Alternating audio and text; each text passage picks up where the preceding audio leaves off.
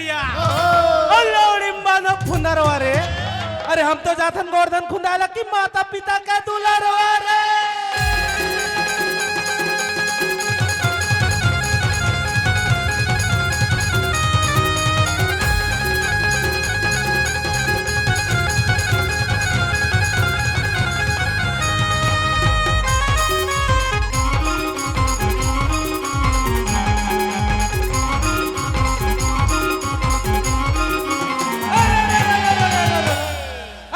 फूले घमाघम भैया अब मुनगो फूले सफेद रे।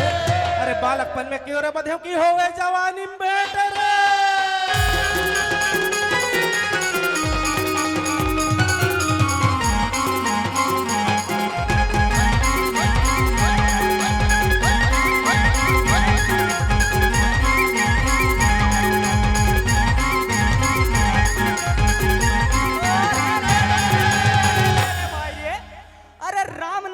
राम के संगी और बसे गंगा के तीरे।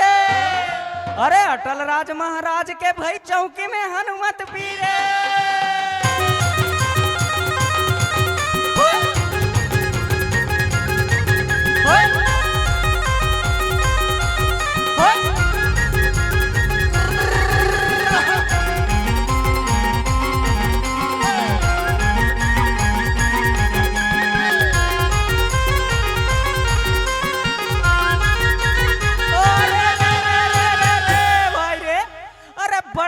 सो क्या हुआ भैया और जैसे पेड़ खजूरे।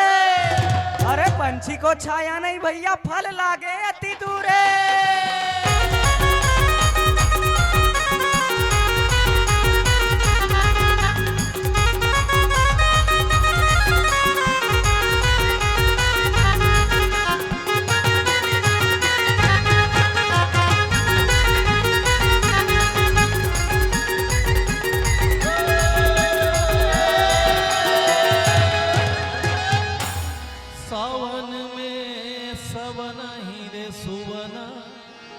भरवा दो चना कई दारे हो।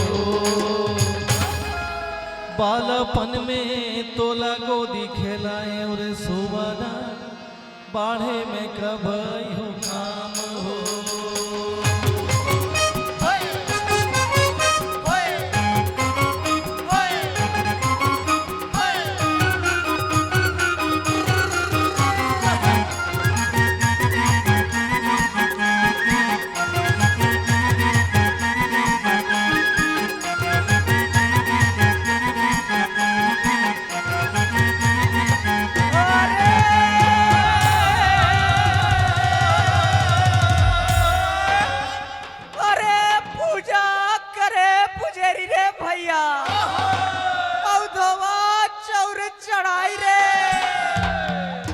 पूजा परते मोर साड़ा देव के परमेश्वर भोग लगाए रे।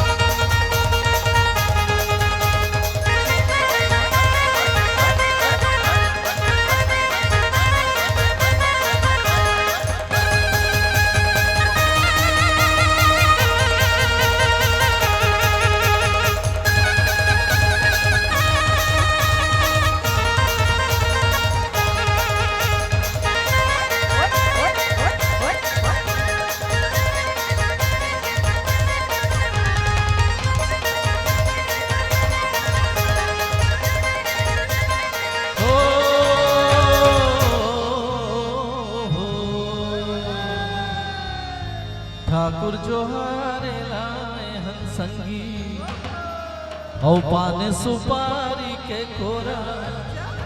रंगे महल माँ बैठो न मालिक राम राम के बेरा।